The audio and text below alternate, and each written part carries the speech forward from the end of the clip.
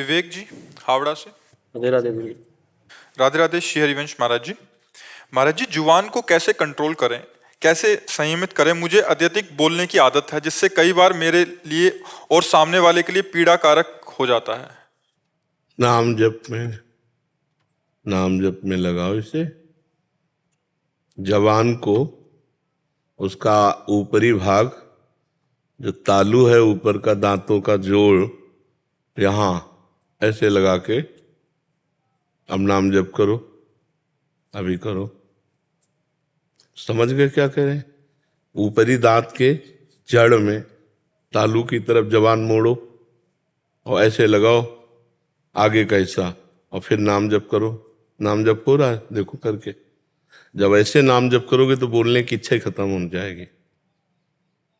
ऐसा लगेगा हमारा नाम न छूट जाए, और अभ्यास मौन का बनने लगेगा। ऐसे वचन बहुत विचार करके बोलो। वाणी एक अमोल है, जो कोई बोले जान, ही तराजू तौल के तब मुख बाहरान। अगर वो शब्द किसी को दुख दे रहा है, किसी के हृदय में जलन पैदा कर रहा है, तो वाणी किस काम की? बचने का दरिद्रता। वाणी से ऐसे शब्द क्यों बोले? किसी को बहुत सजा करके, संभाल करके, सत्य, सुखद, हितकर वचन बोले। वाणी को पहले हृदय में तौलिए कि जो मैं बोलने जा रहा हूं, ये वाणी किसी को दुख तो नहीं पहुंचा देगी, किसी को कष्ट तो नहीं देगी। ऐसी वाणी। और नाम जप करोगे तो सामर्थ्य आ जाएगी। नाम जप में जैसे बताया वैसे नाम जप करोगे, इससे विशेष लाभ मिलेगा। आप करना, ठीक है? और जब कभी बोलने का अवसर आवे तो पहले मौन रहो और विचार करो कि जो मैं बोल रहा हूं इससे इनका मंगल होगा, इनका हित होगा तो हम बोल देंगे, नहीं तो मौन, दांत ऐसे पीस करके उनसे बांध लिए, नहीं बोलना, और नाम चलाओ। तो इससे जो कहें वैसा करोगे तो फिर लाभ मिलेगा। नाम जब करोगे तो खुला ऐसा आनंद और ऐसे मधुर वचन हो जाएंगे कि दूसरे को दुख देने की आपकी हिम्मत नहीं पड़ेगी, क्योंकि हृदय कोमल हो जाएगा। जैसे हृदय मलिन होता है तो कठोर वचन बोल के दूसरों को दुख पहुंचा के वो हर्षित होता है, और जब पवित्र हृदय होता है, थोड़ा भी गलत किसी को तो हृदय में बार बार दुख होता है, मैंने क्यों बोल दिया, आगे से हे भगवान क्षमा करो, आगे से मैं नहीं बोलूँगा ऐसा। जब हृदय पवित्र होने तो खूब नाम जप करो जैसे कहा, और जब बोलो तो बहुत विचार करके बोलो, तो बढ़िया। बातें हाथी पाइए, बातें हाथी पाओ। संतों ने कहा बात से ही हाथी इनाम में मिल जाए, और बात से ही हाथी के पैर के नीचे कुचला दिया है। अर्थात बात से ही आपको सम्मान और सुख मिल जाए, और बात ही बिगड़ जाए तो आपको दंड और अपमान भी मिल सकता है। तो वाणी बहुत संभाल करके बोली जाए। इससे गाली बोलना, कटु बोलना, दूसरे को दुख देने वाली बात कहना क्यों पाप कमाए? इससे अच्छी बात बोले, दूसरे को सुख देने वाली बात बोले, नहीं मौन होकर भगवान का नाम जप करें। ठीक है? वासुदेव शर्मा जी, जम्मू से। राधे राधे। राधे राधे महाराज जी। महाराज जी, ईश्वर प्रेम सर्वोपरि है, तो क्या महाराज जी नाम जप से अहंकार भाव मिटेगा? हाँ, नाम जप से सब कुछ हो जाएगा, सब कुछ हो जाएगा। प्रेम मूल यह नाम है, प्रेमी रसिक जपत यह नाम, प्रेम मगन निज बन विश्राम, श्री हरिवंश जहाँ रहे। प्रेम प्रवाह परे जन सोई, तब क्यों लोक वेद सुधि होई, जब हरिवंश कृपा करी। समझ रहे ना? नाम से ही प्रेम प्रकट होता है, और प्रेम जब प्रकट होता है तो ये कठोर अहंकार का नाश कर देता है। प्रेम सब कुछ संभाल लेगा, और प्रेम प्रकट होता है नाम। जितना अधिक नाम जप करोगे उतने सब ठीक होता जाएगा। अलग से आपको कुछ करने की जरूरत नहीं। एक ये नाम ऐसी औषधि सब ठीक कर देगा। जा सुनाम भव भेषज, हरन घोर त्रयशूल। तीनों तापों का नाश करके, संसार समुद्र से पार करके भगवत प्रेम में डुबो देने की सामर्थ्य नाम में है। कहाँ कहाँ लगी नाम बढ़ाई, और राम न सकत नाम गुन गाई। इसलिए खूब नाम जप करो, इसी से सब ठीक हो जाएगा। राजपाला जी। राधे राधे। राधे राधे महाराज जी, आपके चरणों में कोटि कोटि प्रणाम। महाराज जी, एक संशय बना रहता है कि आपके द्वारा बताए गए नाम जप की महिमा का महत्व समझकर निरंतर नाम जप का प्रयास करती हूँ आपकी कृपा से। हे गुरुदेव भगवान, आपकी वाणी से पता चला कि हमारे संचित क्रियामान और प्रारब्ध कर्म होते हैं। गुरुदेव, हमें कैसे पता चले कि हमारे जीवन में आने वाली अनुकूलता या प्रतिकूलता इन तीनों में से कौन से कर्म का फल है?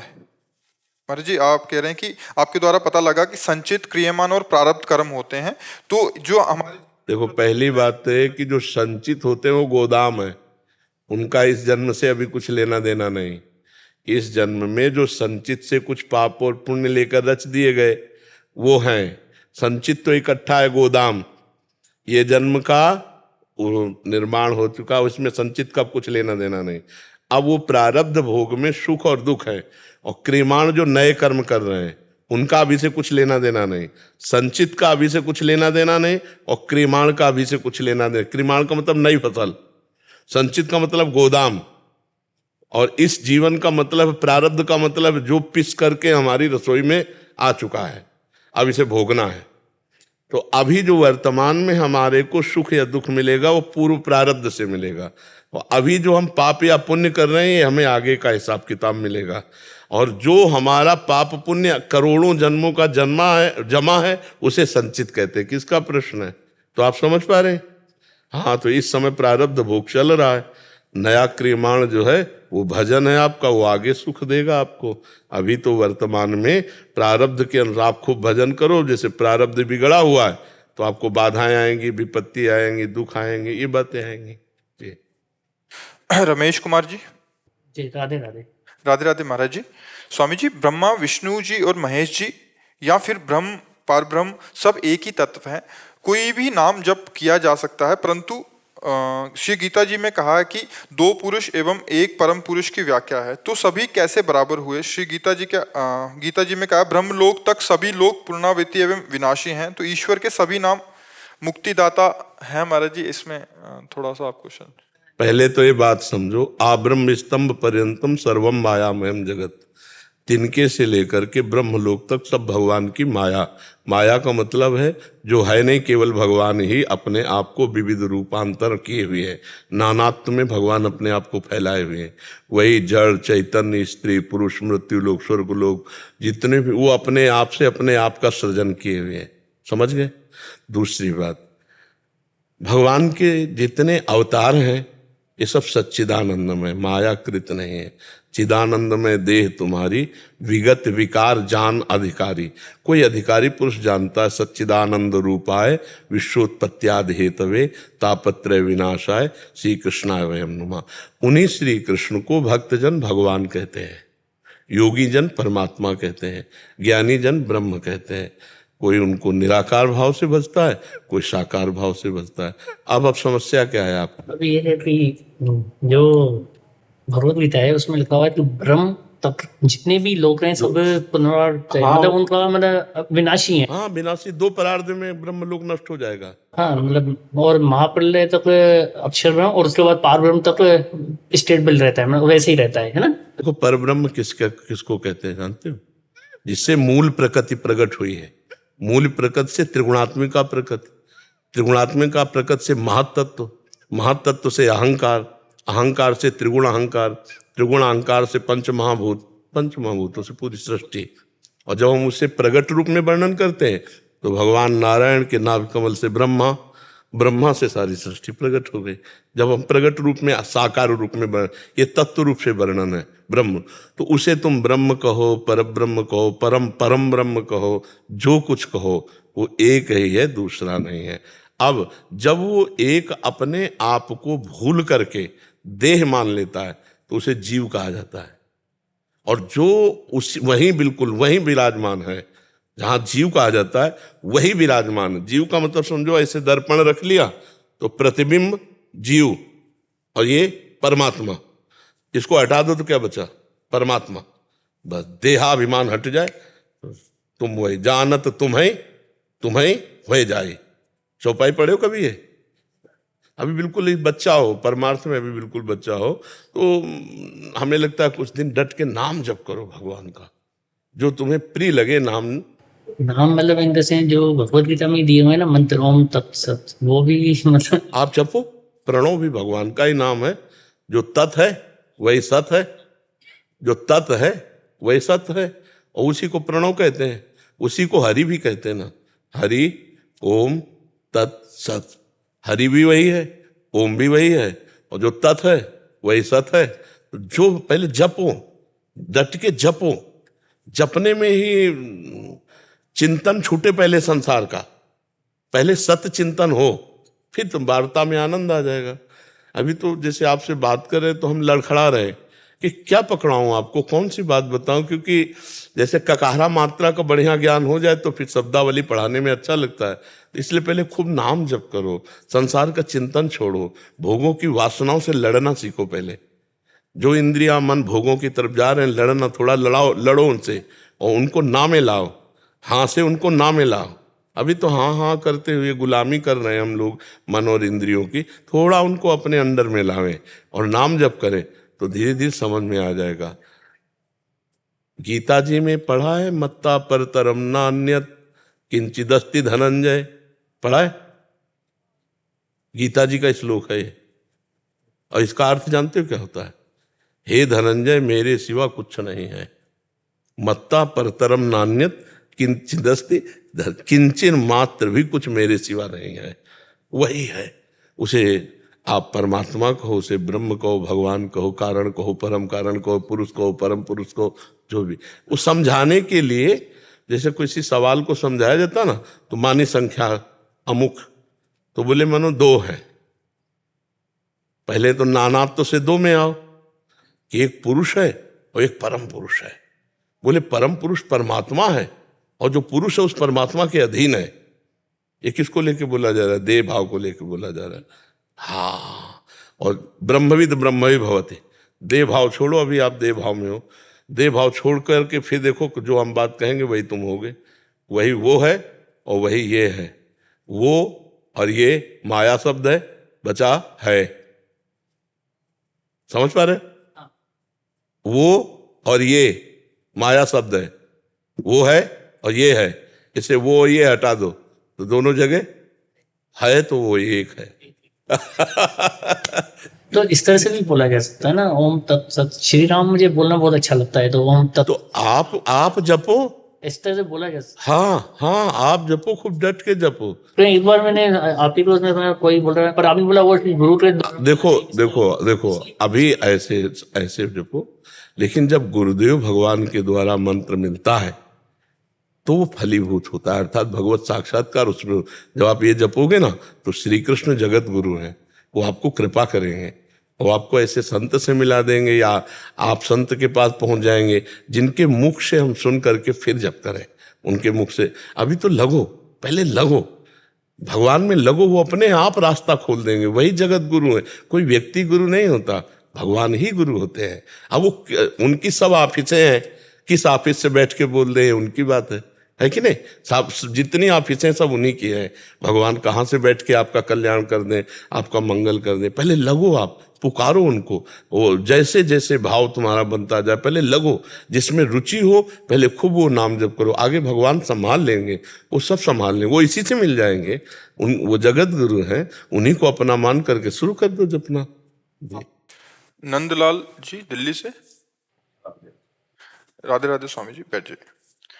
स्वामी जी, मनुष्य के पैदा होते ही सब सुख दुख उनके प्रारब्ध अनुसार होते हैं, तो क्या इस जन्म के अच्छे कर्म उसके कुछ दुख कम कर सकते हैं? हाँ बिल्कुल, किसका है? हाँ, अगर वो अच्छा कर्म सामर्थ्यशाली हो और हम संकल्प करें तो हमारे प्रारब्ध का नाश हो जाएगा, पर वो इतना समर्थ होना चाहिए जो प्रारब्ध का नाश कर सके। हम उन अच्छे कर्मों में दान पुण्य काम नहीं करेगा, भजन काम करेगा। भगवान का नाम जप रूपी सबसे बड़ा अच्छा कर्म है, वही कार्य कर सकता है, अन्य कोई नहीं कर सकता। पर जब भजन होने लगता है तो ये समझ में आने लगता है कि यार दुख को भोग लो, भजन का खर्चा करो, भजन से तो भगवान की प्राप्ति कर ली जाए। समस्त दुखों का नाश तभी होगा जब भगवान की प्राप्ति होगी। बकाया ऐसी सामर्थ्य है, यदि भजन किया जाए तो प्रारब्ध का क्षय कर देगा। जो तप करे तुम्हारी कुमारी, तो भावी मेट सके त्रिपुरारी। अगर तपस्या की जाए, भजन किया जाए, तो भावी जो हमारा प्रारब्ध है उसको भी मिटाया जा सकता है, उसको नष्ट किया जा सकता है। साधारण दान पुण्यों से नहीं, दान पुण्य एक अलग शुभ कर्म हो गया और पाप एक अलग कर्म हो गया। तो जब हमारे ऊपर दुख आता है तो पाप कर्म का प्रभाव पड़ता है, वो दान पुण्य से नहीं कटता, वो भजन और तपस्या के द्वारा काटा जा सकता है। समझ पा रहे हैं आप? हाँ, पर इतना भजन और पवित्रता पूर्वक तपस्या ये बड़ा कठिन है। बातें कर लेना अलग है, भजन करना बहुत कठिन है, नहीं? लेकिन कुछ कहते हैं जैसे जो मतलब पिछले जन्म का है वो तो भोगना ही पड़ेगा जो लिखा हुआ है। नहीं, अगर आप भोगना चाहते हैं तो भोग सकते हैं, नहीं तो भजन के प्रभाव से मिटा सकते हैं, पर उस कोटि का भजन होना चाहिए। अब जैसे आपका प्रारब्ध है 1 किलो, हम सरल भाषा में बता रहे हैं, और आपके पास पुण्य है 100 ग्राम, तपस्या है 100 ग्राम, तो 900 ग्राम भारी रहेगा ना प्रारब्ध। अब आपका जब 100 किलो के ऊपर 100 के ऊपर बढ़े तब आपका प्रारब्ध नाश होगा। तो इसीलिए प्रारब्ध बहुत बड़े बड़े बुरे हैं हमारे, और भजन साधन में उतनी दम नहीं कि हमारे कि हम उतना करके उनको मिटा दें। और जो उतना कर ले गए तो उनके अंदर ज्ञान पैदा हो जाता है कि आज शरीर तो छूटेगा ही, आज नहीं तो कल, हम इस भजन का प्रयोग भगवान की प्राप्ति में कर लें, दिव्य धाम की प्राप्ति के लिए कर लें। तो इसलिए बड़े बड़े संतों में भी देखा जाता है वो प्रारब्ध भोग लेते हैं अपने शरीर का, वो मिटाते नहीं हैं। क्योंकि जैसे ब्रह्मास्त्र का प्रयोग मच्छर मारने के लिए थोड़ी उचित है, ऐसे भगवान के भजन का प्रयोग प्रारब्ध से, वो तो भोग से भी नष्ट हो जाएगा, पर जो करना चाहे तो कर सकता है। भजन का ऐसा बल है, पक्का कर सकता है, हाँ बिल्कुल कर सकता है, इसमें कोई संशय नहीं है। कर तुम अकर तुम अन्यथा कर तुम, भगवान के भजन से क्या नहीं हो सकता, क्या नहीं हो सकता। पर अगर संतों को बड़े बड़े देखो तो बड़े बड़े रोगों से ग्रसित मिलेंगे, तो आपको लगेगा कि ये अगर इतनी सामर्थ्य है तो अपना रोग क्यों नहीं मिटा लेते। भाई रामकृष्ण परमहंस जी के गले में कैंसर, बड़े बड़े संतों, ये कुछ भागवतिक विधान होता है कि जैसे आपको पुराने कपड़े में कई दाग लग गए हैं तो आपको क्या परेशानी है। पुराना कपड़ा है और आपको फेंकना ही है, और वो कई दाग लग रहे हैं और दाग लग जाए तो उसमें क्या फर्क पड़ेगा। ऐसे है हमारे लिए, अब तो इसको जाना ही है, जहाँ 10-20 तहाँ और 10-20 आ जाए, क्या परेशानी होती है। अगर कहा इसके मिटाने की बात आ जाए तो मिनट नहीं लगेगा, क्योंकि पापई से तो है कर्म का फल, पापई से तो है, तो उसका जो जो ट्रांसफर करो अभी सब, पर फिर वो जीवन का लक्ष्य बिगड़ जाएगा। जीवन का जो लक्ष्य है, जिससे कठिनता पूर्वक जो कर करके सबका मंगल हो, सर्वे भवन्तु सुखिनः सर्वे वो फिर स्वार्थ में आ जाएगा। ऐसा मतलब स्वार्थ में फिर वो जो काम होना है वो नहीं होगा। तो अब जैसे सकामी पुरुष अपने लिए करे तो नाम जप करके वो कर सकता है, उसमें कोई दुर्लभता नहीं है जी। अखिलेश जी। जी, राधा वल्लभ सिंह हरिवंश। श्री हरिवंश महाराज जी, आपके चरणों में कोटि कोटि प्रणाम। महाराज जी, मुझ अधम के शरीर की धर्मपत्नी का भी देहावसान होने के बाद आप गुरुदेव से भगवत मार्ग की शरणागति प्राप्त हुई। मेरे परिवार में सिर्फ मात्र छोटा पुत्र है और मैं ही हूँ, अन्य कोई शेष नहीं रह गया। क्या मैं अब भी ग्रस्त की श्रेणी में हूँ? क्या मैं मेरे लिए कोई कर्तव्य शेष रह गया? हाँ बिल्कुल, इसका थोड़ा पढ़ाई लिखाई करके इसका ब्याह कर दीजिए। क्यों बच्चा, नहीं अच्छे कोई नौकरी में चले जाओ और बढ़िया ब्याह हो जाए तो ठीक रहेगा ना। अभी तो पढ़ना है गुरुजी। पढ़ना है, पढ़ के फिर क्या करना है? सेवा करनी है किसकी? पिता की। हाँ उत्तम बात है, वो नौकरी से होगी, कोई न कोई अच्छी नौकरी करके अर्थ के द्वारा अपने पिता की, जैसे धामवास करना चाहें, ये विरक्त भाव से रहना चाहें, पर अभी आपका कर्तव्य है इसकी लाइन क्लियर करना। तो उस पे आपको ध्यान देना है कि आप कैसे क्लियर कर सकते हो, विरक्त रहकर कैसे क्लियर कर सकते हो, गृहस्थ रहकर कैसे क्लियर कर सकते हो, ये आपको अंदर से देखना। अंदर से विरक्त रहकर इसी स्थिति में रह के इसका ब्याह तक आपका कर्तव्य विशेष है। जब इसकी नौकरी लग जाए या इसका व्यापार हो जाए और इसका ब्याह हो जाए और ये कह दे कि हमारा कर्तव्य जो आपका हमारे प्रथा वो पूरा हो गया, अब हमारा कर्तव्य आपके प्रति चालू होता है, आप जहाँ रहना चाहो आराम से रहो, मैं आपकी सेवा करूँगा, बहुत बढ़िया हो जाएगा। ठीक है, हाँ तब तक के लिए अभी ये अबोध बालक है, इसको सत असत का निर्णय नहीं है, तो अभी इसको जरूरत है आपकी, इसलिए नाम जप करते हुए भजन का। वैसे भी आप सरकारी आदमी हो, रिटायर तो अभी हुए नहीं, अभी 18-17 साल बाकी। अभी 18-17 साल नौकरी है। हाँ तो फिर तब तक तो आ जाएगा, अपने लाइन में आ जाएगा, इसके बाद विरक्त हो जाओ, भजन करो। तो आंतरिक विरक्तता की जरूरत है, बाहरी तो नौकरी करो तुम वर्दी धारण करके, ठीक है, बाहरी तो अपनी ड्यूटी में रहो, अंदर से तो तुम भागवत हो ही, हम जानते हैं, किसी प्रमाण की तो जरूरत है नहीं आपको, अंदर से तुम हो, जिस कार्य के लिए तुम चाहते हो ना वो कार्य इसी में हो जाएगा, इसमें चिंता मत करो। बस तुम श्री जी से तो शरणागत हो ही चुके हो और तुम्हें वचनों पर विश्वास हो जाना चाहिए। जो हम अभी बोल रहे हैं ये नोट कर लो। हाँ, गुरु के वचन प्रतीति न जाए। जिसका गुरु के वचनों पर विश्वास नहीं, फिर उसे क्या। नारद वचन न मैं परिहर हूँ, इससे वकालत हो सकती है भगवान के दरबार में कि हम तो कुछ नहीं, लेकिन जब हमारे गुरु ने कह दिया तुम्हारा इसी से काम हो जाएगा तो आपको काम करना पड़ेगा, क्योंकि अपनो परण विसार भगत को पूर्व परण निभाऊं। ठीक है, आप प्रसन्न रहिए, इसके कर्तव्य का पालन कीजिए और नाम जप करते हुए हमारे जो भारत की सेवा में वर्दी धारण किए हो, सत भाव से रहना। कभी किसी से घूस मत लेना, कभी कोई अधर्माचरण मत करना, और जो निर्दोष है उसको कभी दंड देने की भावना न हो। जो दोषी है उसे कभी बख्शो मत, उसको दंड देना यही पूजा होगी। अब हमारा बात समझना, भगत हृदय हो तो ऐसा ना हो कि दोषी को भी बख्श दिया जाए, नहीं। अगर वो दोषी है दंड पाएगा तो पवित्र होगा, आगे से सावधान रहेगा, और निर्दोष को कभी दंड न, कभी घूस मत लेना, नहीं इसकी उन्नति में बाधा पड़ जाएगी। हमारी बात समझना। अधर्म की कमाई से अपने संतान को या संतति को सुख प्रदान नहीं किया जा सकता, इसलिए कभी अधर्म की कमाई की तरफ हाथ मत उठाना। धर्म से जो तुम्हें हमारी सरकार देती है वेतन, उसी से इसका पालन पोषण, उसी से इसकी पढ़ाई करना। क्यों?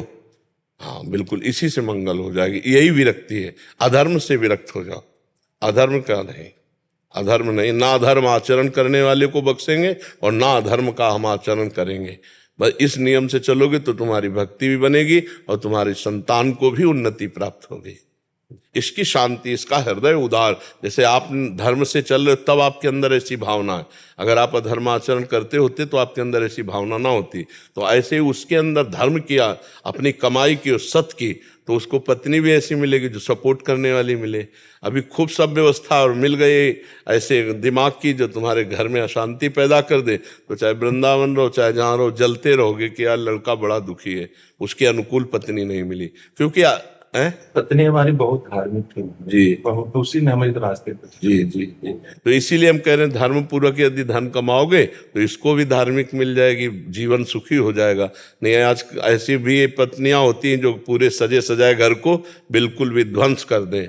हाँ बहुत, इसलिए बड़ी कृपा भगवान की मनाए और धर्म पूर्वक चले तो सब भगवान व्यवस्था कर देते हैं। राज जी ग्वालियर से। श्री हरिवंश। श्री हरिवंश महाराज जी। महाराज जी, वैदिक दर्शन के अनुसार प्रकृति, माया और कर्म के नियमों के बीच में क्या संबंध है? प्रकृति के 3 गुण हैं, सतोगुण, रजोगुण, तमोगुण। आपको पता है? उसी माया को प्रकृति कहते हैं, प्रकृति को ही माया कहते हैं। भगवान की जो रचनात्मक शक्ति है उसी को प्रकृति कहते हैं। भगवान की कृति है, ये भगवान की रचना है, जानते ना? तो रचना को कृति कहते हैं ना, उसी को हम प्रकृति कहते हैं। 3 गुणों से युक्त है ये, सतोगुण, रजोगुण, तमोगुण, और इससे प्रेरित होकर के जो होते हैं उन्हें कर्म कहते हैं। जो भगवान की इच्छा शक्ति है, वो जो भगवान की रचना शक्ति है, उसको प्रकृति कहते हैं। और भगवान ने 3 पावर उसमें दिए हैं, एक सात्विक, एक राजसिक, एक तामसिक, एक सृजन, एक पालन, एक संहार। और इससे प्रेरित होकर जो कर्म होते हैं उन्हीं को कर्म कहा जाता है। इससे प्रेरित होकर जो क्रियाएं होती हैं उन्हें कर्म कहते हैं। समझ गए? जी महाराज जी, जैसे माया का जो रूप है, नहीं है, कोई रूप नहीं। मामा ने नहीं, अमा ने जो है ही नहीं। तो माया को फिर शास्त्रों में बुरा क्यों बताया गया? बुरा कहाँ भी नहीं कहा गया, भगवान की अर्धांगिनी शक्ति है। आप देखो अभी शास्त्रों का आपको ज्ञान ही नहीं पूरा। आदि शक्ति जे ही जगो उपजाया, सो अवतरी मोरी यह माया। तो सीता जी के लिए कह रहे हैं कि आदि शक्ति जो जगत को उत्पन्न करने वाली महाशक्ति माया है, वो मेरे साथ अवतरित होगी। मनुष्य रूपा जी से कह रहे हैं हम गलत चल रहे हैं, हमारा उस गलत चलने के सुधार की बात कही गई। माँ बुरी है क्या? महामाया जगदम्बा है कहा गया है, नहीं। देवी को महामाया कहा गया तो हमारी अम्मा है ना। अब अम्मा को हम गलत दृष्टि से देखें तो थप्पड़ खाएंगे कि नहीं खाएंगे? तो बस यही हमारी गलती है, हमको अपनी गलती सुधारने को कहा गया है। माया बुरी क्या है हमें बताओ? ये माया है, ये माया है, ये माया है, ये माया है, ये माया है। गो गोचरु जहाँ लघु मनु जाई, सो सब माया जानहु भाई।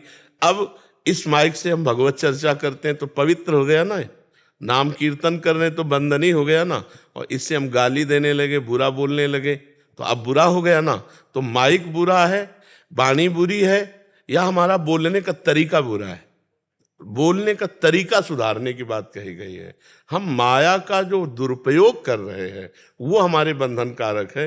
नहीं तो माया रोटी है, माया पानी है, माया ये शरीर है। वही रोटी पानी पाके इस शरीर से हम तपस्या करते हैं, हम भजन करते हैं, तो आप हाथ जोड़ रहे हो। हम जो बुरा प्रयोग है हमारा वो बुरा है। हमारे में बल दिया है, हम किसी को बचा सकते हैं, किसी की सेवा कर सकते हैं, किसी का सहयोग कर सकते हैं। अब हम किसी का शोषण कर सकते हैं, किसी को मार सकते हैं, किसी को दुख दे सकते हैं। अब इसमें हमारे विचार गलत है या माया गलत है? विचार। तो हमको विचार शुद्ध करने की बातें शास्त्रों में मिली हैं। कहीं भी माया बुरी कही गई तो हमें बताओ कि ये माया बुरी है। मान लो हमारी बहन है तो बहन है, और दूसरे की बहन है तो हम माया कह देंगे उसे क्या? स्त्री माया नहीं है। तुम्हारे विचार में जो बैठ गई है दुर्गंध, जो दुर्विचार, उनको त्याग दो। तो अपनी बहन तो पास खेले बैठे, हमें क्या बुरा लगेगा? विषय वस्तु के संदर्भ में कह रहा था, सांसारिक जो विषय वस्तु है वो भी एक माया का रूप है। हाँ, कौन सा विषय? जहर है, पहले हमारी सोच, जहर है मारता है ना, लेकिन जहर को जब डॉक्टर शोधते हैं ना तो जीवन बचाने का काम करता है ना। ऐसे क्यों मरो जहर खा के? वही जहर जीवन देता है जब डॉक्टर से शोध के। कुछ बुरा नहीं बच्चा। हर चीज की बहुत आवश्यकता है, हर चीज की आवश्यकता है।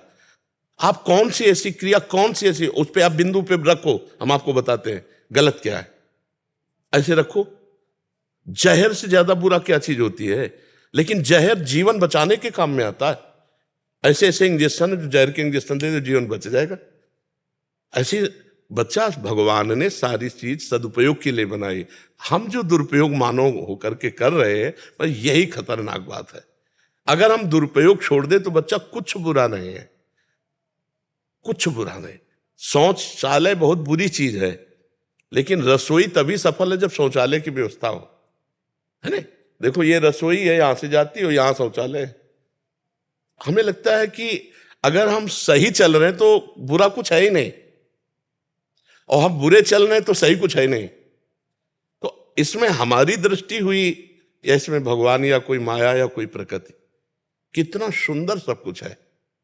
जब हम सुंदर विचार वाले हैं तो कितना सुंदर सब कुछ भगवान ने रचा है, और असुंदर विचार वाले हैं तो कितना असुंदर है। तो ये दृष्टि हमारी वैसी सृष्टि हो गई, कहीं कुछ गलत नहीं बच्चा। महाराज जी, जैसे शास्त्रों में लिखा हुआ है कि ब्रह्म सत्य जगत मिथ्या, तो हम भ्रम को ऊपर रखते हैं, तो ये जगत ही माया भी नहीं। तो आप और आगे फिर चलो ना, सवाल पहले हल थोड़ी हो गया इतने से। ब्रह्म सत्यम जगन मिथ्या से सवाल हल हो गया क्या? सवाल शुरू हुआ है, सवाल हल होता सर्वम खलमिदम ब्रह्म ने नानास्ति किंचन। अधूरा ज्ञान संशय में फंसा देता है, पूरा ज्ञान पढ़ो। यहां अभी तो ये शुरू हुआ है, यहां से सवाल यहां से शुरू हुआ है, और पूरा जहां हुआ वो हम तुम्हें बता रहे हैं। सर्वम खलमिदम ब्रह्म ने नानास्ति किंचन। ने नानास्ति किंचन का मतलब होता है एक कण भी ऐसा नहीं जहां ब्रह्म ना हो। सर्वम खलमिदम ब्रह्म, सब कुछ ब्रह्म है। सवाल यहां से शुरू हुआ, ब्रह्म सत्यम जगन मिथ्या। क्योंकि जगत में फंसे हो ना, तो ब्रह्म तक पहुंचने के लिए पहले हटो, और जब हट के दिखाया गया तो बोले सर्वम खलमिदम ब्रह्म, सब कुछ वही था जिसे तुम झूठ मान के आए हो ना, वही है सब कुछ। वासुदेवा सर्वम, सिया राम में सब जग जानी। समझ पा रहे बच्चा? बोलिए। जैसे इस विधि, एक विधि है, योग में 4 विधियां होती है, ज्ञान, भक्ति। एको विधि अगर पालन किए होते बच्चा तो एको प्रश्न न रह जाते। नहीं, जैसे राजयोग और भक्ति योग में बच्चा अंतर सब। अच्छा ये बताओ, प्रवचन करता बनना चाहते हो या साधक बनना चाहते हो? तो अभी चौराहे पे खड़े हो, कोई मार्ग तो चयन करो तुम। ज्ञान मार्ग चयन करो, भक्ति मार्ग चयन करो, कोई मार्ग पकड़ो। तो एक पकड़ लोगे तो उस रास्ते की हम तुम्हें बात बताएं। अब तुम चौराहे पे खड़े होकर के ऐसे मार रहे हो कि दक्षिण उत्तर पूरब, तो ऐसे कैसे तुम्हारा मंगल हो पाएगा? एक रास्ता पकड़ो। अपने मति को देखो, ज्ञान मार्ग योग है कि योग मार्ग योग। कई घंटा बैठ सकते हो उससे पद्मासन में? कभी बैठे हो? नहीं। योग किसे कहते हैं? अभी तो योग जानते नहीं किसे कहते हैं। चित्त वृत्ति का निरोध करके परमात्मा में स्थित करना योग कहते हैं। हम पहले योग का साधन जहाँ शुरू होता है अष्टांग योग, यम नियम आसन प्रत्याहार। हाँ, तो आप कितनी देर पद्मासन बैठ सकते हो? राहुल को बैठ सकता हूँ आधा एक घंटा तो। हाँ, 3 घंटा के पहले योग ही नहीं माना जाता। 3 घंटा पद्मासन में बैठ के 6-6 घंटा बैठे, अब तो किडनी फेल बच्चा। सिद्धासन में कई मिनट बैठे हो? जानते हो सिद्धासन? सिद्धासन जानते ही नहीं होगी। सिद्धासन जानते वो हो? अवस्था नहीं है महाराज जी। नहीं, सिद्धासन अभी तो ककारा नहीं आता बच्चा, हम तभी तो कह रहे अभी तो चौराहे पे खड़े हो। अब मतलब जैसे किसी विद्वान से या पढ़े लिखे से ऐसे बात करोगे तो अब बात अलग होगी। हम लोग क्या है, ये पूरी यात्रा करके आए हैं, हम लोग यात्रा करके आए हैं। तो उस यात्रा में अब हमको तो पता है ना कि 2 कदम बाद कितने मोड़ होते हैं, उसके बाद कितने मोड़ होते हैं। तो इसलिए अब अपने लोगों से जैसे है ना, तो वो नहीं, चलो एक मार्ग पकड़ लो, ना योग मार्ग में अभी चलने लायक हो और ना ज्ञान मार्ग में चलने लायक हो, क्योंकि उसके लिए जितनी हमारे अंदर बहुत प्रवीण बुद्धि चाहिए वो अभी बुद्धि। इसलिए हमारी प्रार्थना है कुछ दिन नाम जप करो, और जैसे श्रीमद् भगवद गीता जी है, श्रीमद् भागवत है, ऐसे परम रहस्य का उद्घाटन करने वाले ग्रंथों का जो सरल ढंग से बताया गया है। क्योंकि उपनिषदों को समझना बहुत ऊंची बात है, और फिर प्रेम को समझना तो उपनिषदों से भी ऊंची बात है। ये जो प्रेमानंद है वृंदावन का, ये ब्रह्मानंद से भी ऊपर की बात है। तो एक मार्ग में पहले चलो। कितने घंटे तुम नाम जप कर सकते हो? एक नाम में कितने मिनट चित्त लगा सकते हो?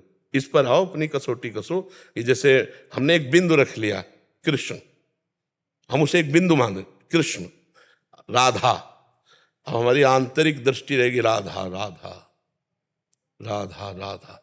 अब ना कुछ स्फुरित होने देंगे, और ना कुछ मानेंगे, और ना कुछ सुनेंगे, और ना कहीं दस्तखत करेंगे, अंदर कहीं स्वीकृति नहीं, राधा राधा राधा। अब देखो कई मिनट टिकते हो। ये भी योग है, ये तो आंतरिक योग है ना।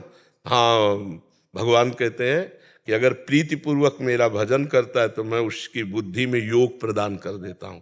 तेषाम सतत युक्तानाम भजताम प्रीतिपूर्वकम ददामि बुद्धि योगम तम येन माम उपयान्ति ते। तो चलो बच्चा, जब तुम्हारे अंदर काम सतावे उसको ना करो, जब क्रोध सतावे उसे पी जाओ, लोभ सतावे उसको पी जाओ, ममता सतावे ज्ञान के द्वारा काटो उसे। तब तो हम शुरुआत हुई परमार्थ की। अब क्या अपने लोग बातें बहुत छत की करते हैं और चल नहीं पाते प्रथम सीढ़ी में, तो उसे कोई लाभ नहीं मिल पाता। लाभ का मतलब जो हमें आत्मानंद मिलना चाहिए। भाई इस परमार्थ में बच्चा लाभ मिलना चाहिए, आत्मानंद का अनुभव होना चाहिए। बिना आत्म सुख के हमें इन सब बातों में क्या लाभ मिल पाएगा? इससे प्रवचन करता अच्छे बन सकते हो, प्रवचन करता तो बन सकते हो कि फर्राटेदार प्रवचन हो, उससे लोग प्रणाम नमस्कार, लेकिन जो आंतरिक सुख चाहिए वो तो नहीं मिलेगा ना, वो मिलेगा चलने पर। तो गीता भागवत का स्वाध्याय करो, नाम जप करो, और जितेंद्रियता पर आओ। श्रद्धावान लभते ज्ञानम तत्परा संयतेंद्रिया। जो श्रद्धा, जैसे आप श्रद्धावान हो, आप ज्ञानार्जन करना चाहते हो, तो अब जो ज्ञानार्जन हो रहा है तो आपको लग रहा है कि काम क्रोध लोभ मोह, ये जो हमें गुलाम बनाए हुए हैं, इनको हमको अधीन करना चाहिए। यहां से शुरुआत करो। जो आपको परास्त करने, मुझे खाना ही नहीं खाएंगे, नहीं मुझे देखना नहीं देखेंगे, मुझे सुनना नहीं सुनेंगे, हर इंद्री कंट्रोल में होती चली जा रही है। और फिर जो हम दिखाना चाहते हैं वो देख, और जो सुनाना चाहते हैं वो सुन। अभी तक जो तू दिखाता रहा मन, वही देखता रहा। आज अब मैं दिखाऊंगा गुरुबल से, और तुझे अब देखना होगा। तब विजयी माना जाता है। यहाँ योद्धा जीत रहा है, अब चल रहा है। प्राय इस पर तो 100 में 99 फेल हो जाते हैं। कोई एक पास होता है कि जो इस पर, तभी वो सच्चा ज्ञानी माना जाता है। प्रवचन करता तो लाखों मिल जाएंगे आपको, लेकिन आंतरिक स्थिति पर पहुंचना बहुत कठिन है बच्चा।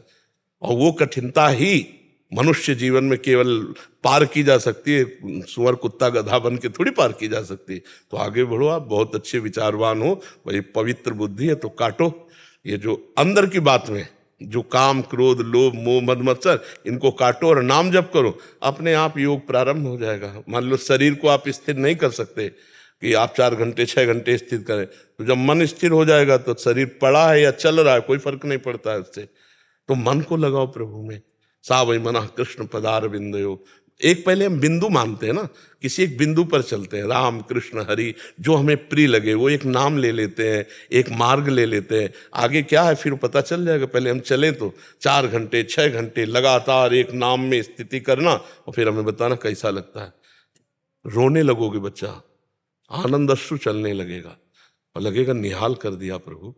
आपने निहाल कर दिया। हम जो कह रहे हैं उसे मानो। 6 घंटे जीवन में जब तुम्हें समय मिले तब लगा के देखना, 6 घंटे एक जगह स्थिति, फिर हमें बताना कि योग किसे कहते हैं। अभी बच्चा 10 मिनट नहीं एक जगह टिक पाएंगे। देखो ना, अंदर से 10 मिनट एक जगह नहीं टिक पाएंगे। 10 मिनट तो बहुत होते हैं, बहुत होते हैं 10 मिनट एक जगह टिक जाना। मान लो राम, तो अब दूसरा स्फुरित नहीं होगा 10 मिनट, केवल राम ही स्फुरित होगा। और इसके लिए अपने लोगों ने लड़ाई लड़ी, पूरी पूरी रात लड़ाई लड़ी, पूरा दिन पूरी रात, न खाना न पीना, न देखना न सुनना, ऐसे खंडहरों में, काशी के घाटों में रहना कि जहाँ केवल कबूतरों की आवाज़ आ रही, मनुष्य वहाँ पहुँच ही नहीं सकते, वहाँ जाएंगे ही नहीं। कई कई दिन भूखे रहकर, रात दिन, तब वो दिमाग में पूरा बस गया, राउंड राउंड एकदम, जैसे ना वो जो चीज़ तो वही चल रही, वही चल रही, वही चल रही। तब देखा है न भोजन की चिंता, न प्यास की चिंता। काशी तो अन्य क्षेत्र है, एक से एक मारवाड़ी क्षेत्र, चाहे हलवा खाओ, चाहे रबड़ी खाओ, बटरई खाओ, कभी घाट छोड़ करके नहीं। एक निष्ठा, एक नियम, जो हमारे पास आ जाएगा वही पाएंगे। तो महादेव जी भी कृपा करके देखते थे परीक्षा, देखते हैं कैसे। तो कई कई दिन जब भूख से व्याकुल चित्त होता, उसी समय मंत्रा का, ए तू देह नहीं है, ये प्राणों का धर्म है भूख प्यास, तेरा धर्म नहीं, तू इनका साक्षी है, बस साक्षी मात्र। कभी उदास नहीं हुई, कभी निराश, आज भी। तो जब तक सच्चिदानंद का अनुभव नहीं, तो बच्चा माया से नहीं लड़ सकते। माया का मतलब यही, इसी से नहीं लड़ सकते। ये बहुत दुरंत है। जब प्यास लगेगी तो पानी में चित्त रहेगा ना, प्यास लगे और चित्त परमात्मा में, भूख लगे और चित्त परमात्मा में, शरीर भीषण कष्ट से युक्त और चित्त परमात्मा में, इसकी कोई परवाह नहीं। चाहे जैसी स्थिति हो, इसकी कोई परवाह नहीं। तब माना जाता है कि योद्धा हो। अब अभी केवल एक पटाखा छूटा भाग पड़े नहीं, और बोले घर में अपने पत्नी के सामने कह रहे थे हम बहुत बड़े शूटर हैं, नहीं राइफल के, और पटाखा छूटा भाग पड़े। तो अब एक छोटा सा कष्ट आया, भाग पड़े परमार्थ, बोले हमारी तरफ दय खत्म हो गई, हमारा भी ये हो गया वो। ये योद्धाओं का काम है। जैसे हजारों घाव लगे फिर भी दुश्मन की तरफ बढ़ता चला जाए, ऐसे लक्ष्य की तरफ बढ़ता चला जाए। हर कष्ट, हर बात में हम अविनाशी हैं, अविनाशी के बच्चा है, भगवान का अंश हूं मैं, फिर आगे बढ़ो। ये हम आपके अंदर जोश भर रहे हैं। इसी जन्म में भगवत प्राप्ति कर सकते हो, इसी जन्म में शुद्ध ज्ञानी हो सकते हो, इसी जन्म में शुद्ध योगी हो सकते हो। वो अभी समय है, थोड़ा समय और क्रॉस कर गया फिर नहीं निकल पाओगे। जब शरीर में जवानी होती है तो इसी जोश में निकला जाता है, क्योंकि परीक्षा तो इसी में है ना। अब जैसे मान लो एक हमको 70 वर्ष के मिले पति पत्नी, और उनका महाराज जी अब हम दोनों ब्रह्मचर्य से रहते हैं। 70 वर्ष में ब्रह्मचर्य से कोई मतलब कोई, अब ब्रह्मचर्य से 17 के हो फिर बोल रहे हम ब्रह्मचर्य से रहते हैं। आप समझ में आई बात है। अरे 17 से 40 तक जो कहे मैं ब्रह्मचारी, तो हम उसकी चरण वंदना करते हैं। वाह, ये है मतलब। जब भाई तैराक तो तभी हो जब नदी उफान में हो और फिर क्रॉस करके दिखाओ, तब तो तैराक वाला। तैराक उसको थोड़ी कहते जो उसमें भरे हुए पानी पे, हाँ स्विमिंग पूल में तैरा उसे ले अब बुढ़ापा का ब्रह्मचर्य स्विमिंग पूल समझो जवानी में ब्रह्मचर्य है बाढ़ी हुई यमुना जी, बाढ़ी हुई यमुना। जवानी को मतलब देख लो, अब आप लोग जवान हो, कैसा दिमाग होता है। ऐसे दिमाग में ब्रह्मचर्य रहना, ऐसे दिमाग में भूख प्यास कष्ट सहकर परमात्मा की प्राप्ति के लिए चलना। अब तो बहुत कठिन बच्चा, कलयुग का समय, मोबाइल हाथ में, मोबाइल हाथ में। आज तक हमें मोबाइल नहीं रखा, हमें चलाना भी नहीं आता, और हम चलाना भी नहीं सीखना चाहते। हाँ, तो महाराज जी आपका और आपके जो साधक बाबा जी, उनका बहुत धन्यवाद है कि YouTube पे आपके माध्यम से सबको सत्संग मिल पाता है और वो उस पथ पे चल पा रहे हैं। जी जी, ये तो हाँ, यही लोग प्रयास तो पहले तो हम इसका निषेध किया, फिर कई लोगों ने, 2-4 जन हैं, उन्होंने कहा महाराज जी जब हम ही कई बार सुनते हैं इसको तो ज़्यादा लाभ मिलता है, इसलिए टेप कर लेने दीजिए। फिर धीरे धीरे यूट्यूब में डालने लगे कि चलो भाई, इससे है कि हजारों लोगों को सुनने को मिल जाएगा जो यहाँ नहीं बैठ सके। अब देखो यहाँ बैठे तो 20, 25, 30 बैठे हो गए, तो कम से कम यूट्यूब के द्वारा लाखों लोगों को सुनने को मिल जाता है। नहीं, प्रगट में इतना कहाँ लाभ मिल पाता। इसलिए इन लोगों ने चाहा तो हमने भी स्वीकृति दे दी कि अगर बाहर सुनना हो, उससे लाभ दिखाई देता है। महावीर सिंह जी दिल्ली से। राधे राधे स्वामी जी। पूजनीय स्वामी जी, आपके चरणों में कोटि कोटि प्रणाम। स्वामी जी, हम 4 पीढ़ी से राम जी के उपासक हैं, राम नाम का जप करते हैं। ये शिक्षा हमें स्वर्गीय धर्म सम्राट करपात्री जी महाराज जी से 90 वर्ष पहले मिली थी। लेकिन महाराज जी, किसका प्रश्न? अच्छा, मैं 2 वर्षों से आपका सत्संग एवं एकांतिक वार्तालाप सुन रहा हूँ। महाराज जी, मैं आपके सत्संग से प्रभावित होकर इस शंका का समाधान चाहता हूँ कि मैं राम जी के और आपके बिना नहीं रह सकता। मेरा कल्याण मार्ग क्या रहेगा? राम राम जपिए और हमें अपना दोस्त मानिए, हमें अपना मित्र मान लीजिए और राम राम जपिए, ठीक है? हाँ, खूब नाम जप कीजिए, इसी से मंगल हो जाएगा। और सत्संग सुनते रहिएगा। जब हम राधा बोलें कि राधा राधा जपो, तब समझो हमारे लिए आदेश है राम राम जपो, ठीक है? हाँ, आप संशय में मत पड़िए। राम में राधा, माँ में माधव, राम नाम में राधा माधव भी विराजमान है। आप राम राम जपिए। महाराज जी, यही संशय थी मेरे देवता मन का, कभी हम उधर के रहना उधर के। नहीं नहीं नहीं, ऐसा कभी नहीं हो सकता। साधु ते होए न कारज हानि। साधु संग से कभी किसी का परमार्थ बिगड़ा है क्या? परमार्थ पुष्ट हुआ है। साधु ते होए न कारज हानि, ऐसा नहीं हो सकता कि साधु से संशय निवृत्ति होती है, ना कि संशय की प्रवृत्ति जग जाए। नहीं, साधु समागम के वचनों से कभी भी आपने सुना होगा, अगर पूरी बात सुनोगे तो संशय नहीं होगा। हमने फिर बाद में कहा, आपको जो गुरुदेव ने नाम दिया है या जो आपको प्रिय है। जब हमसे पूछा जाएगा तो हम कहेंगे राधा राधा जपो, और जब आपकी बात आएगी तब कहेंगे जो आपको प्रिय हो या आपको जो गुरुदेव ने दिया हो वही नाम निरंतर जपिएगा। सब नाम एक अनंत भगवान के हैं। अरे महाराज जी, गुरुदेव जी के तो मैंने दर्शन ही नहीं किए, उनके तो मेरे पिताजी थे उनके सामने। जी जी। और मेरे पिताजी ने ये कहा कि महाराज जी, मेरे पास न तो मैं पढ़ा लिखा हूँ, ना मैं ज्ञान जानता, ना मैं भजन करना जानता, अब मेरे कल्याण का क्या मार्ग होगा? तो उन्होंने कहा कि बेटा, जो भी आपको मिले आप सबसे राम राम कहो तो आपका कल्याण हो जाएगा। और मेरे देवता वो परिपाटी 4 पीढ़ियों से चली आ रही है। बस उसी को जाके कुल की जो रीति है गहे रहे सो तौन, समझ रहे ला? जाके कुल की जो रीति है गहे रहे सो तौन, आप बस वही पकड़ लो, राम राम राम, कल्याण हो जाएगा। अरे कल्याण का कल्याण हो जाएगा। मंगल भवन भगवान का नाम है और उससे कल्याण का संशय नहीं। नाम लेत भव सिंधु सुखाही, पार होने की बातें खत्म हो गई। नाम लेत भव सिंधु सुखाही, करहु विचार सुजन मन माही, सादर सुमिरन जे नर करही, गोपद यू भव सागर तरही, कहूँ कहाँ लगी नाम बड़ाई, राम न सकहीं नाम गुण गाई। अब तो क्या संशय, नाम ही तो सर्वोपरि। खूब गाओ, राम राम राम जी, जो लो तू न जपी है, तो लो तू कहूँ जाए तिहूँ ताप तपी है। चाहे जितना साधन कर लो, अगर नाम जप नहीं तो अन्य साधन से भगवत प्राप्ति होना बड़ा कठिन है, बड़ा कठिन है। छूटिबे के जतन विशेष बांधे जाएगो, होए है विश्व भोजन जो सुधा सान खाएगो। राम राम राम जी, जोलो तू न जपी है, तोलो तू कहूँ जाए तिहूँ ताप तपी है। खूब निरंतर नाम जप करो और सत्संग सुनते रहो, ठीक है? कोई संशय? एक परेशानी और है, चूंकि वृद्धावस्था है, 82 साल की उम्र है, अब यहाँ मैं हर महीने तो आ नहीं सकता। नहीं तो हमने तुमसे कब कहा हर महीने आ जाओ? तो मेरी तो उत्कंठा है आपसे हर वक्त मिलने की। अगर उत्कंठा तो मैं हर समय तुम्हारे दिमाग में हूं, देख लो ना।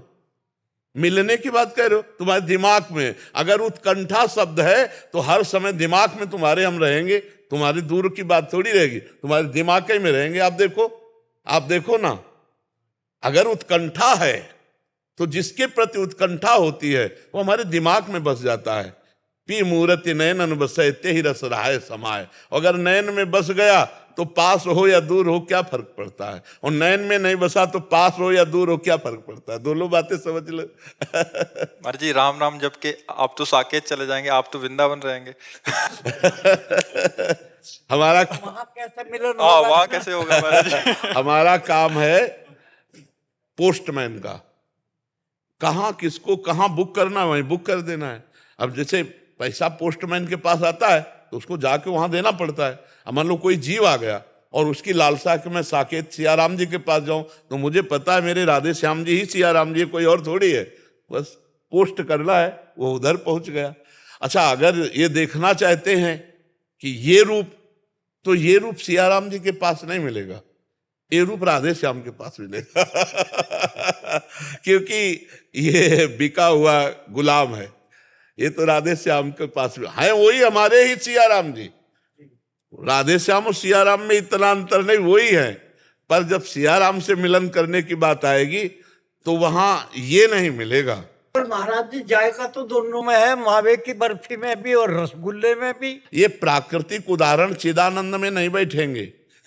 प्राकृतिक मावे की बर्फी और दूध की बर्फी, ये सब प्राकृतिक उदाहरण चिदानंद में नहीं बैठेंगे। चिदानंद का उदाहरण सिर्फ चिदानंद है, प्राकृतिक नहीं आ पाएगा, नहीं आ पाएगा। जैसे गोस्वामी जी जब वृंदावन आए, गोस्वामी तुलसीदास जी, तो जिधर देखें उधर राधे श्याम, जो मंदिर का दरवाजा खुले राधे श्याम, तो ऐसे प्रणाम करके पंचांग, और बोले साष्टांग तो नहीं करेंगे, साष्टांग तो तब करेंगे जब आप मुरली हटाकर सारंग धनुष लेंगे और ये चंद्रिका हटाकर सियाजू रूप प्रियाजू बनेंगी। तो भगवान ने ऐसा ही किया, भगवान के कर कमल से बंसी हटी और धनुष बाण, और जो चंद्रिका है वो हटी और मुकुट, और प्रियाजू हो गए सियाजू और श्यामजी हो गए रामजू, साष्टांग दंडवत किए। तो ये एक प्रियता होती। तुलसी मस्तक तब झुके जब धनुष बाण होए हाथ। तो कत मुरली कत चंद्रिका कद गोपियन के साथ, वो अपने जन के कारण श्री श्याम भय रघुनाथ, भगवान उसी समय धारण। तो ये चिदानंद बात है प्रेम की। अब जैसे हृदय से पूछा जाए, इतना भी अंतर न राम जी में है, न श्याम जी में है, न प्रियाजू में, न सियाजू में। पर प्रीति की बात जब आएगी तो फिर जहां प्रीति होती वही मन भागता है ना।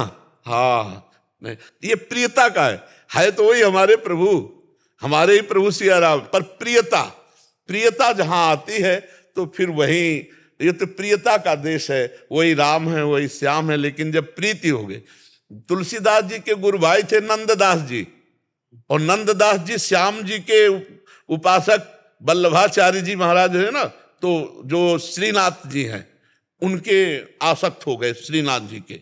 तो तुलसीदास जी ने लिखा, हमारे राम जी में क्या कमी थी जो तुमने श्याम जी, बोले कमी की बात ले, उसने मुरली बजा के हमारा चित्त चुरा लिया है, हमारा चित्त। और बोले गुरु जी ने भी तो नाम रखा था नंददास, तो नंददास तो नंद के लाडले ने हमारे चित्त को चुरा लिया। नंददास जी गोस्वामी तुलसीदास जी के गुरु भाई थे और श्री नाथ जी को पद सुनाते थे। अष्ट आचार्यों में वो एक आचार्य है नंददास जी। जैसे कुंभनदास जी, सूरदास जी, ऐसे गोविंद स्वामी जी, छीत स्वामी जी, ऐसे श्री नंददास जी। तो खूब प्रीति करो, जब तक जीवन है खूब नाम जप करो और सत्संग सुनते रहो, बढ़िया आनंद रहेगा। और साकेत में जब जाओगे तो वहां सिया राम जी, हनुमान जी, लक्ष्मण जी, ये सब परिकर मिलेगा। हाँ, अब हमारी खोज करोगे तो वहां नहीं मिलेगा फिर आप यहाँ तो मिल जाओगे जी, यहाँ तो मिल ही रहेगा आप। तो बस यहीं से संतोष कर लो महाराज जी, आप दोनों कवि हैं महाराज जी। तो दो पंक्तियां आपके लिए लिख के लाए थे और आपको सुनाना चाहते थे। राधे राधे महाराज जी, कुछ भाव सुमन लेकर आए हैं। और एक सपना था, और मेरे से ज्यादा मेरी पत्नी ने मुझसे कहा जाओ दर्शन करो, मिल के आओ। और आपको जब सुना, बस भाव सुमन है सर, स्वीकार कर लीजिए। भुलाकर व्याधियां तन की स्वयं आनंद हो जाना, श्री राधे से कर अनुबंध फिर स्वच्छंद हो जाना। कठिन तप साधना संयम समर्पण त्याग लगता है, नहीं होता सरल दुनिया में प्रेमानंद हो जाना, नहीं होता सरल दुनिया में प्रेमानंद हो जाना, प्रेम में आनंदित हो जाना। और आपके स्वास्थ्य की जो पर चर्चाएं सुनती है, मन थोड़ा विचलित होता है। और आज जो कुछ भाव कह रहा हूँ सरस्वती ने लिखवाया है और मैं अर्पित करता हूँ कि सनातन शक्ति के सुर इस अलौकिक साज को दे दो, अमरता दिव्य तन को और इस आवाज को दे दो। मेरी ठकुरानी राधा रानी से है प्रार्थना इतनी, मेरी आयु के बाकी साल श्री महाराज को दे दो। मेरी आयु के बाकी साल। तो मेरी पत्नी ने जो कहा वो हमसे कहा नहीं, तब मुझे एहसास हुआ नहीं मिला कुछ हमें जगत के झूठे इन आवरणों में, और बहुत सी कमी रही है कर्म और आचरणों में। बीत गया है आधा जीवन संसारी बाधाओं में, सौंप रहा हूं जीवन आधा राधा जी के चरणों। और गुरु जी अंतिम, आपसे शक्ति मिलती है, लेकिन हम जो अनुभूति करते वो ये है, जगत कल्याण के पथ पर सदा सत्कर्म वाले हैं, हम ही जग में मरण जीवन के शाश्वत मर्म वाले हैं। समय और सृष्टि के आरंभ से है यह अमर गाथा, कि हमको गर्व है हम सब सनातन धर्म वाले। बहुत बहुत धन्यवाद। राधे राधे गुरु। आप भी कुछ बोलना चाहेंगे महाराज जी? आप भी कवि हैं।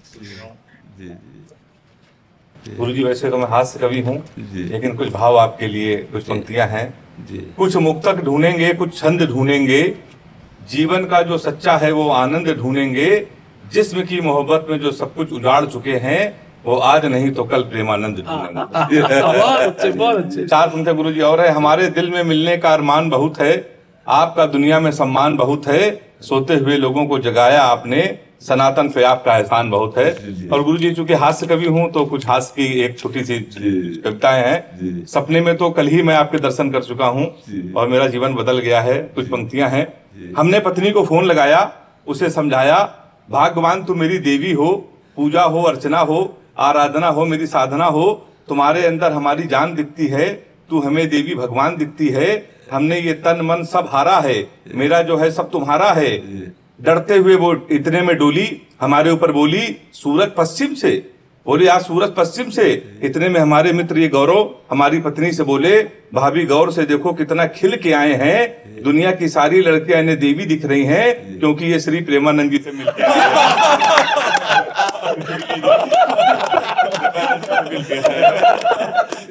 और गुरु जी चलते चलते आपसे आशीर्वाद लेना चाहता हूँ चार पंक्तियों में, कि मुंबई भी चमके ठाणे भी चमके, मुंबई भी चमके ठाणे भी चमके, दिल्ली के संग संग हरियाणा भी चमके, गुरु जी बस इतना आशीर्वाद दे दो हमें, यहाँ से जाऊं तो ये पाणे भी चमके। कानपुर से है हेमंत पांडे।